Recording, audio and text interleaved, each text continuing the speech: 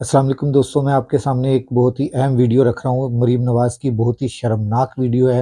इतनी शर्मनाक वीडियो कि मैं आपको क्या बताऊँ।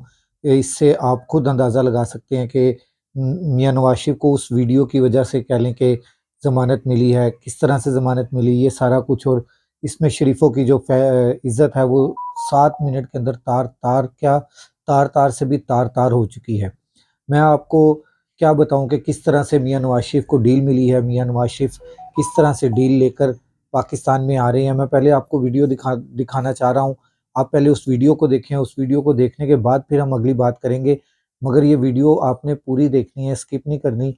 और जो इसके बाद की वीडियो है, इस वीडियो को जो दिखाने लगा हूँ, इस वीडियो के बाद जो वीडियो है, आपने वो वीडियो भी लाज़मी देखनी है। पहले आप ये एक वीडियो देखें जिसको मैं आपको दिखाता हूँ। ये पहले आप वीडियो देखिए। क्या कह रही हैं मरियम नवाज? वो रास्ता मुझे आता है। वो रास्ता बहुत सारे लोग आज भी लेते हैं और वो रास्ता बहुत आसान है। उसमें सिर्फ आपको हाथ जोड़ने पड़ते हैं। उसमें सिर्फ आपको अपने सेल्फ रिस्पेक्ट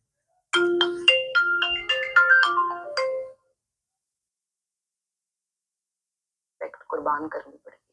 उसमें सिर्फ आपको जूते साफ करने पड़ते हैं। तो वो आसान रास्ता है। वो मुझे भी आता है, बहुत अच्छे तरीके से आता है। लेकिन मुझे आप ये ना समझें कि मुझे अंदाजा नहीं था कि इस रास्ते वो रास्ता मुझे आता है। वो रास्ता बहुत सारे लोग आज भी लेते हैं और वो रास्ता बहुत आसान है। उसमें सिर्फ आपको हाथ जोड़ने पड़ते हैं। उसमें सिर्फ आपको अपनी सेल्फ रिस्पेक्ट कुर्बान करनी पड़ेगी। उसमें सिर्फ आपको जूते साफ करने पड़ते हैं। तो वो आसान रास्ता है। वो मुझे भी आता है, बहुत अच्छे तरीके से। आसान रास्ता है। ये देखें जी, ज़ाहिरी बात है आसान सा रास्ता है जिसकी वजह से ज़मानत मिली है। वो ज़मानत किस तरह से मिली आपको ये मैंने दिखाया है इस वीडियो के अंदर कि मियां नवाज शरीफ को ज़मानत किस तरह मिली है। ये और मियां नवाज शरीफ को ज़मानत मिलना कोई इतना मुश्किल नहीं था इस सारे सिनेरियो को देख के। असल में मियां नवाज शरीफ को ज़मानत नहीं मिलनी चाहिए थी, ना ही मिल सकती थी।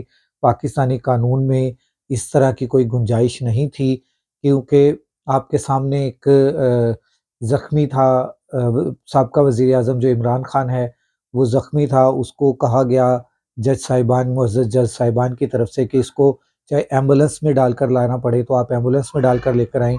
इसको आएगा तो इसको ज़मानत मिलेगी, ये आके बायोमेट्रिक अपनी करवाएगा तो इसको ज़मानत मिलेगी, अगर नहीं करवाएगा तो इसको ज़मानत नहीं मिलेगी। और उसके बरअक्स एक और वो मुलज़िम था, और ये मियाँ मोहम्मद नवाज़ शरीफ साहब जो है वो मुजरिम हैं। और मुजरिम के लिए वो पाकिस्तान के अंदर भी नहीं आया, और इश्तिहारी मुजरिम है, आम मुजरिम भी नहीं है। ये मैं आपको बार-बार बता रहा हूँ कि इश्तिहारी मुजरिम है, इश्तिहारी।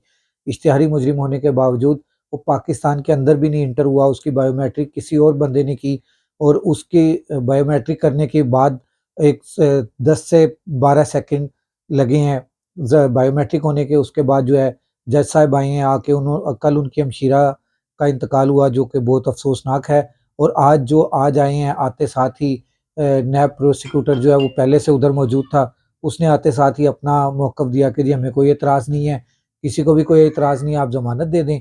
और उसको ज़मानत भी मिल गई, और विदिन 7 मिनट्स मियां नवाज शरीफ को ज़मानत मिली, जो कि पाकिस्तानी अदलिया के ऊपर, पाकिस्तानी से इंसाफ के ऊपर, पाकिस्तानी इंसाफ के ऊपर जो है ये बहुत बड़ा कलंक एक लगा है, जिसको धोना इस पाकिस्तानी अदलिया का काम था।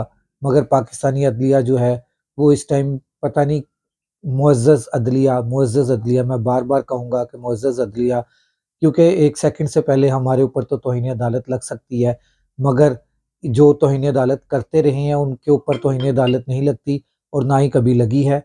अब मुझे इजाज़त दीजिए, अगली वीडियो तक मोहम्मद राशिद इकबाल कादरी को अल्लाह हाफ़िज़।